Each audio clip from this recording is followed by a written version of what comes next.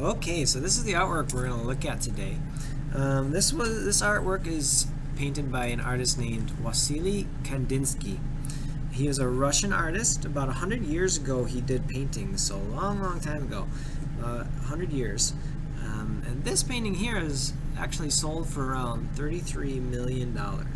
So if you have a painting like this around your house, let me know, and we'll sell it together and split the money. So looking at this painting, what are some things you notice about it? I want you to think. What are some colors you notice that he uses? And what kind of lines does he use? And if you're doing this artwork from home, I want you to pause it here and just think about it and maybe write it down. What kind of lines does the artist use? And what kind of colors does he use?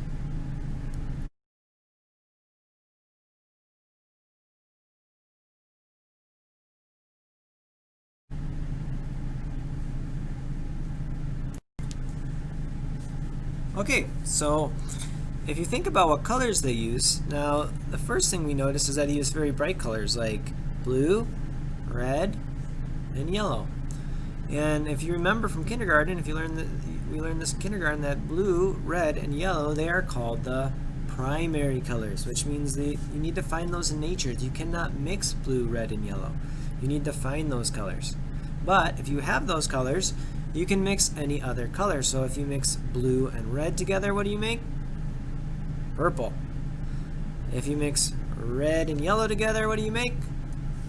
Orange. And if you mix yellow and blue together, what do you make? Green. Those are called the secondary colors. Green, purple, and orange. They're the secondary because you can mix those colors. But blue, red, and yellow you cannot mix. So now that we've looked at the colors, what about the lines? What kind of lines does he use?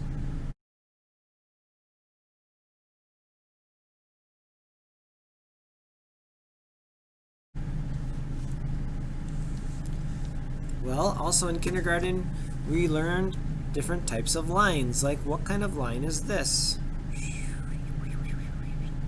What did we call that? Do you remember? It's called a curvy line. Okay, so there's a curvy line there. Okay, and then we also see different parts of when the line goes really sharp and then goes over to the other side. That's called a zigzag.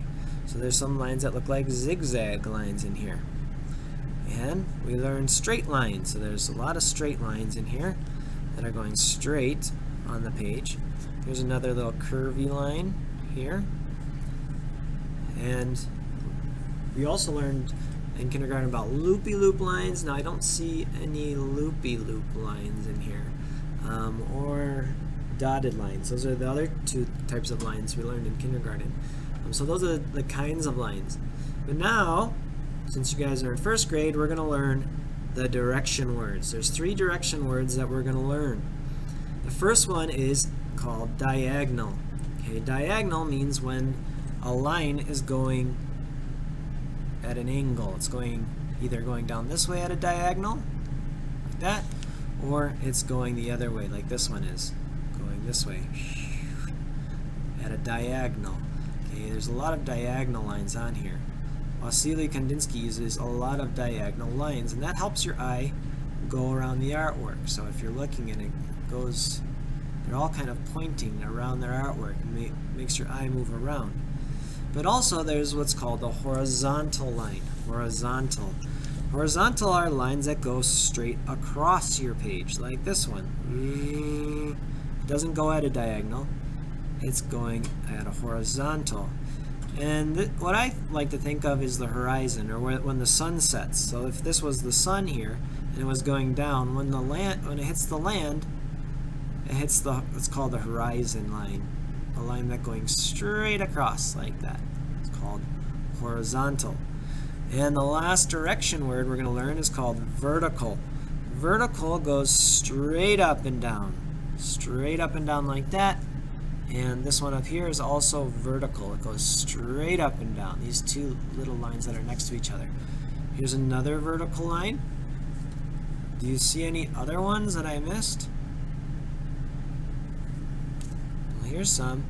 1, 2, 3 lines that go vertical. and 1, 2, 3 lines that go horizontal. Horizontal. And then there's a bunch more diagonal lines. If you want to pause this and maybe use your finger and just kind of put it on your screen and put your finger on your screen and follow the lines and go, this one's horizontal, this one's diagonal.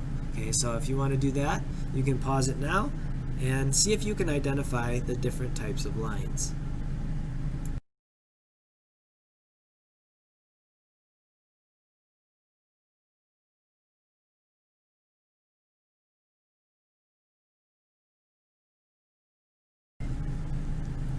Alright, so these are the materials you're going to need to start this project. You're going to need just some different sized circles. I found some different tops. This is the top of a coffee thing, and the top of a can, and the top of a fruit jar thing. Then I took a cardboard box and I cut it up into some rectangles. So that's a cereal box that I cut up into different size rectangles that I'm going to use. And then I cut one long part of that box to use as kind of like a ruler or a straight edge, or if you do have a ruler, you can just use a ruler. But I'm going to use this straight edge because I'm going to use the marker on it, and I don't want to get my nice rulers all dirty and markery, so I'm going to use this. Alright, so what you start with, you're going to be doing some lines on here. So I'm going to use my straight edge, my cardboard that I cut out straight, or my ruler, and I'm going to need a marker. So I'm going to use a Sharpie marker, or some other kind of permanent marker would be best. If you have only like a Crayola marker or a watercolor marker, that's okay. But permanent markers will work best because if we go to paint these, then the water won't make the marker go all crazy. Okay, so you take your straight edge. You can make some lines that go straight up and down on your page, like that. Straight up and down. Do you remember what that was called? It's called vertical. Okay, vertical lines. So you can make some vertical lines. Maybe I'll make a long vertical line over here. Maybe I'll make two, kind of like in his artwork, that went right next to each other, kind of close on this side. Like that. So those are some vertical lines. If you want to make more, you can make more, but I'm going to stop there.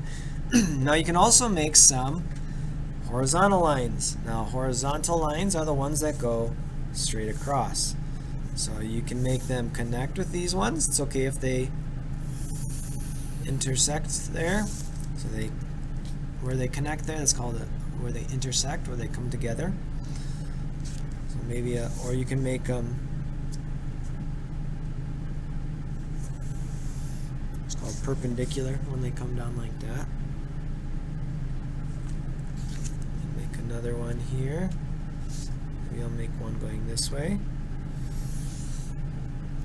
And really, there's no wrong place to put them. You can really put them anywhere you want.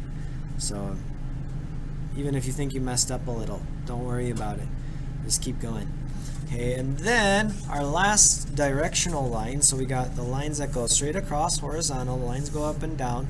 Those are called vertical. And then we're going to have our diagonal lines. Now diagonal lines, again, this would be not a diagonal line that's going straight up and down. Yes, there we go. Okay, so now I'm going to draw some diagonal lines. If you want them, like, well, see these artwork? You can connect them like that a little bit, or if you just want to, you can even start off the page and go off the page like this. That's all right also. But in different spots, and you want to use your straight edge to make these really straight. Okay, don't just try to draw them straight like this, okay, because it doesn't usually work very well. Okay, also when you're using your straight edge, hold it down strong with this hand right here. Hold it down strong so that it does not slide around, because some people, when they start drawing a line, they draw it and it moves like that, and then, oh yeah, that doesn't look very straight. and it doesn't look like I used a straight edge. So use your straight edge and hold it down strong like that. Okay, so that it does look really nice and crisp. Okay, so now I've done some horizontal, vertical, and diagonal lines. Now I can get some of my shapes out here. So I have a rectangle. I can make this rectangle straight up and down, or I can turn that at a diagonal. I can turn my shapes at diagonals too and trace around my shapes as carefully as I can, making sure that I hold my shapes down like that. If I want to overlap my shapes a little bit, I can. That's totally fine too. You're really coming up with kind of an abstract design. Okay, it shouldn't look like anything. You're not making a dog or a cat or anything like that. Now I got a different size rectangle. I'm going to take this one and put it over here. Now I only have rectangles and circles, but if you wanted to take your cardboard box and cut maybe like some triangles or some other shapes like that, some other geometric type shapes, you can. They would work also. Let's see, make this one go horizontal.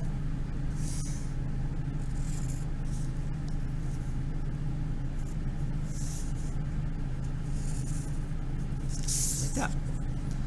Alright, so there's some of my rectangles. Now I have some circles. I can put them on there first before I trace them if I want. Yeah. Find out where you want to put them on there, and then trace them. I'll put this one maybe hanging off the side a little bit. And if these do ever just accidentally slip because you bumped it or something, or someone bumps you, you can just put it back, line it right back up, and finish that off. Do this one here.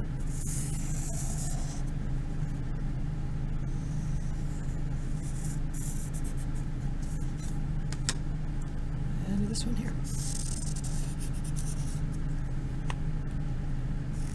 And if you have really small ones, like the top of a milk jug or something like that, something that's really small circle, then you can also have really small ones. And if you don't have a triangle one, you could just use your straight edge and make a triangle like this. It's another way you can make some shapes.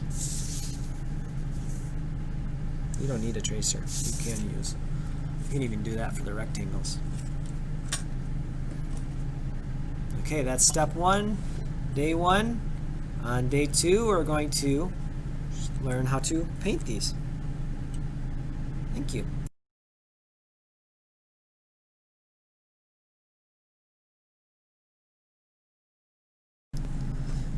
Alright, so now we're on to day two of our Wasili Kandinsky abstract artwork here. On day one, we used diagonal lines and horizontal lines that go straight across your page, like the horizon, and vertical lines that go straight up and straight down, and the diagonal ones again that go diagonally like that. So today we're going to start painting. Now I'm going to be using watercolors today, a brush and a water cup. That's what you're going to need for day two. So when you paint with watercolors, you first just dip it in your water over here, and you need to bring it over. The paints are dry now.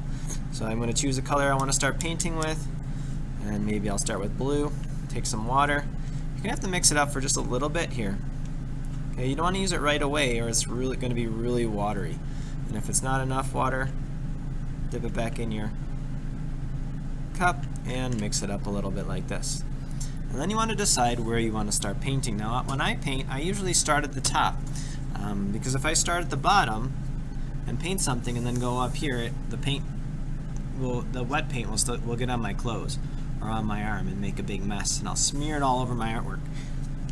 So when I paint, I usually start with a shape on the top. I think about what color I want my top shapes to be, and then I decide which colors I want to use.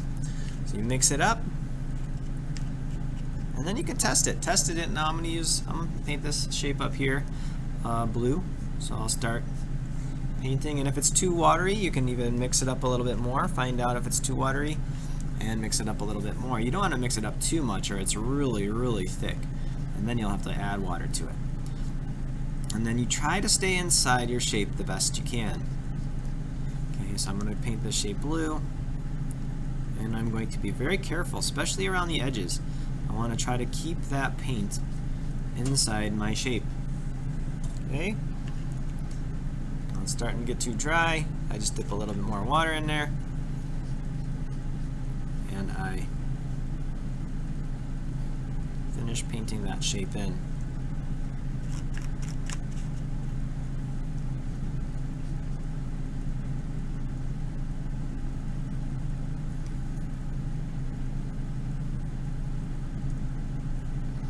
Okay, now when I'm ready to switch colors, I gotta take my brush and I need to wash it out. Okay, so when you're washing out a brush, you take it and you stick it on the bottom of the water cup so that the top, the hairy part, the bristles of your brush actually bend down and back like this on the bottom of your water cup. Okay, you don't just stick it in there like this. Don't just stick it in there and do nothing. You got to put it on the bottom and then squish it around. Okay, you don't want to do it too hard and break the bristles, but just gently wash it back and forth so that you're ready to switch colors. So that's clean, and you're using clean water when you're ready to go to the next color. So now I'll use a different color. On this one, I'll use another one of the primary colors, and primary colors were blue, yellow, and red. So I'm going to use another one of my primary colors, the red here. Mix it up.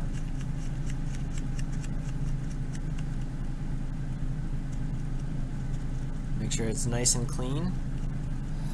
And then when it's ready to use, I paint in my next shape. Yeah. And I can paint that whole shape in.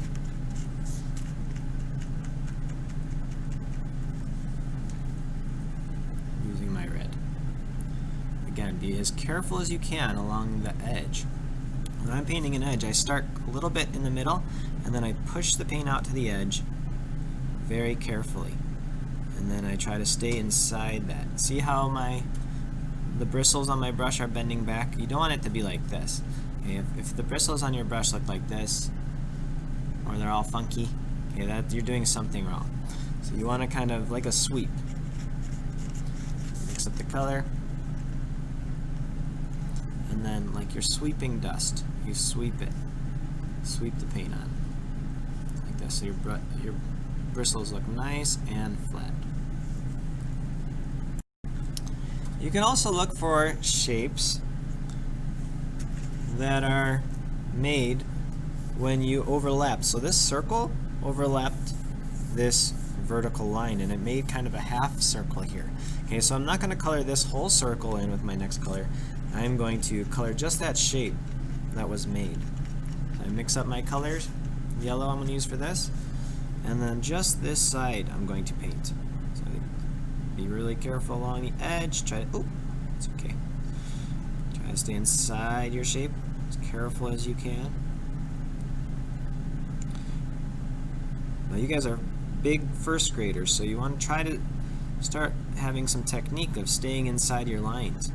Okay, sometimes when you're in kindergarten we just went, well, we don't want to do that anymore. Okay, we're trying to stay in our shapes. Okay, so there's a yellow shape. I can look for other shapes I don't want to paint in. Now if you want to mix colors, this is how I want you to mix colors.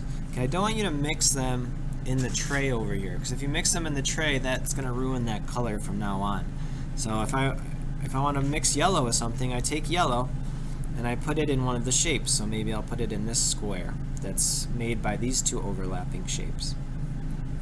There's two diagonal rectangles here, and they overlap and they make a square shape right there. So maybe I'll paint that yellow. Then I want to wash my brush out before I stick it in my next color. So I wash my brush out, and then maybe I want to add a little bit of green to that. So now my brush is clean, the water's clean.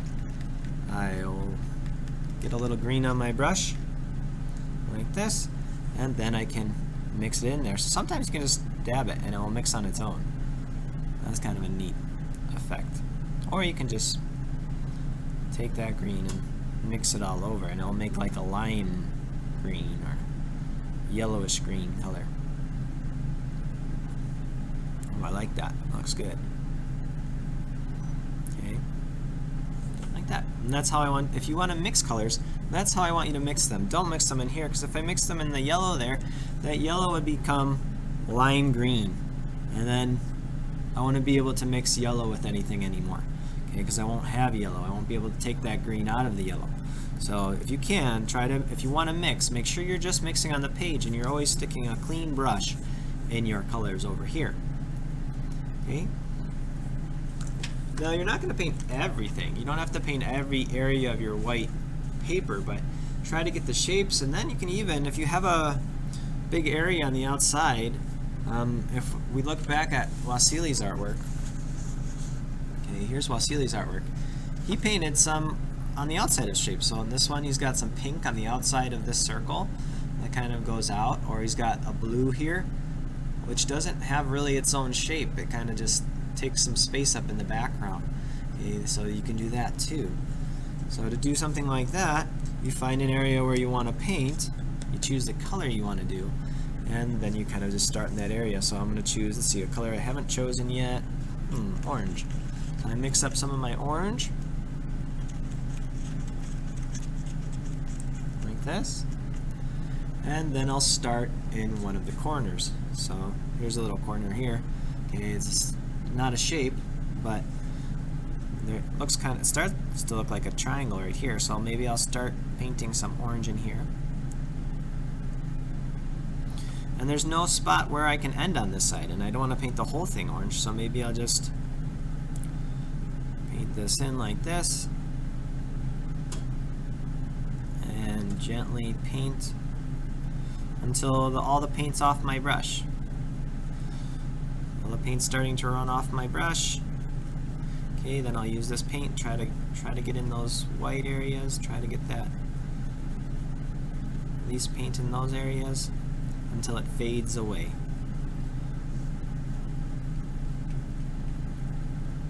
And I can do that with other colors in different areas on my artwork.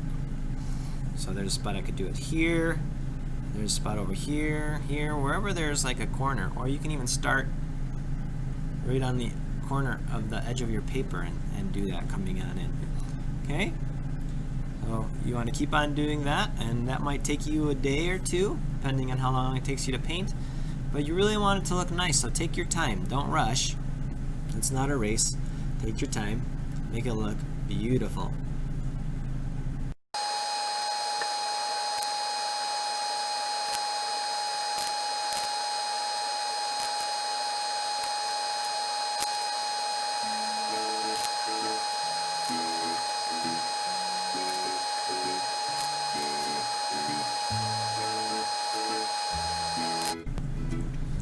Okay, so I think I'm done. I left some white spots, but I painted most of it. Okay, so you do want to paint most of it. And you want to try to stay inside your lines if you can in different parts. So in some of my shapes, I stayed inside my lines the best I can. Sometimes you just use them as a guide. So here they're guiding me. I started here, but then it kind of washed out over here. Okay, because this shape doesn't have an ending. It's just an open area. Okay, and then this shape, I drew with the circle, but it actually was cut into 3 different shapes by the lines. So this vertical line cut this part of the circle off. And then this diagonal line and vertical line made another shape right here, this little green shape. Okay, and then I had an orange shape here. Sometimes it's good when you're painting to wait for a shape to dry. So I was painting wet next to the wet one. Okay, so I had to be really careful, and I left a little white space here because if they get too close, they mix, like this one did right here. Okay, I painted the red, and the yellow was still a little wet, so it kind of went over into it. It's good to jump from shape to shape. So if you start with this one, then move to this one, then move to one of these, and then go over here. Okay, so you don't have to paint one whole thing at a time. as another tip so that it doesn't mix if you don't want it to. Okay. And another thing I found when painting was if you want to have this kind of fade away, a good way to do that is start with a strong color. So start with mixing up a color and putting it somewhere like this. So this is going to be pretty strong blue, bright blue. But then after you're done getting that paint down, use just some water. So take your brush and dip it in your water, and just use some clean water then to kind of spread it out. Okay, I'm not dipping it back in the paint, I'm just spreading out with some water here. And then dip it in water again. Now this water is pretty clean, and at the end, it'll look like it's fading out into the white. Okay, so that's another way you can get that nice fade. Alright, hopefully you did a good job. Bye-bye.